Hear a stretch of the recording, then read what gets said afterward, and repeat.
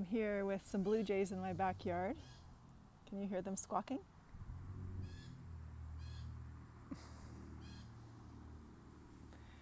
I've got something to talk about, I'm sure. So today I'm going to tell you another story, and this story is a story about Jesus. So it's from the New Testament, and it's called A Child Helps Jesus. So it's also known as Jesus feeds the 5,000. So in this story, Jesus and a child are going to feed a lot of people. Do you remember last week? If you watched last week's video, I told you a bit of a story. It was a parable, a story that Jesus would tell to explain something, about how something small can have a big effect.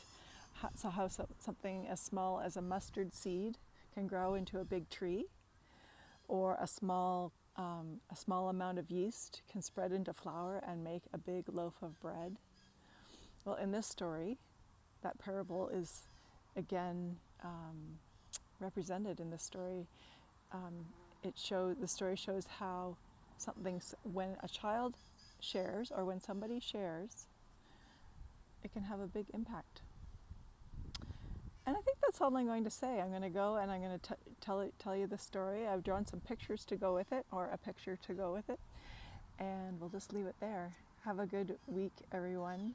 Have a good holiday weekend. This is a holiday weekend. It's already the beginning of August. So keep enjoying your summer, and we'll talk to you again. Have fun. Bye-bye. A child helps Jesus. Jesus needed a rest. "Let's go off by ourselves," Jesus said to his special friends, the disciples.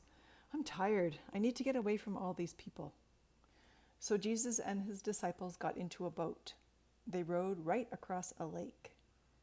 But the people followed Jesus anyway. They wanted to hear Jesus tell them how to grow in God's way. A whole crowd of people ran around the edge of the lake. Instead of being alone, Jesus and his friends still had a big crowd with them. Jesus was tired, but he felt sorry for the people. They reminded him of sheep that needed a shepherd to look after them. So Jesus sat down and talked to them about God's love. "It's getting late," said Philip, one of the disciples. "We should tell the people to go home so they can get something to eat." "Why don't you give them something to eat, Philip?" Jesus asked. "There are thousands of people here," said Philip. "We're way out in the country. There's no place to buy food, and we don't have money." One of the children in the crowd heard Jesus and his friends talking. "I have something we could eat," the boy said to Andrew.